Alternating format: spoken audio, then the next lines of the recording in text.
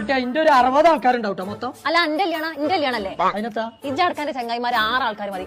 ഈ നോക്ക് ആ മൂക്കൽ ചിലബീബന്റെ പേരൊക്കെ ഒട്ടിക്കുന്നേ. ഓള് മൂക്കൊലിച്ച് കണ്ടിക്കണോ?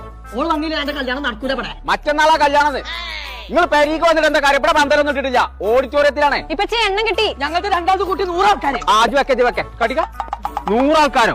60 ആൾക്കാർ അനക്കന്നുണ്ടോ? അല്ലേ 59 ആൾക്കാരുള്ളൂ. ജാബ്രു എല്ലാവരും അത് പറ്റില്ല. ജി ഒരു 6 ആളോട് പറഞ്ഞാൽ മതി. എന്റെ എല്ലാം അടക്കം 4 ആൾക്കാരുണ്ടാവും. ഉപ്പച്ചേ എന്റെ എല്ലാവർക്കും ഞാൻ ഊരേക്കാരം. ആകെ കൂടി കല്യാണം 100 ആൾക്കാർക്കുള്ളൂ. 100 ആൾക്കാരെ പുതിയ തന്നെ അംസന്റെ ഓട്ടോസൊക്കെ ഞാൻ പറഞ്ഞിട്ടുണ്ട്.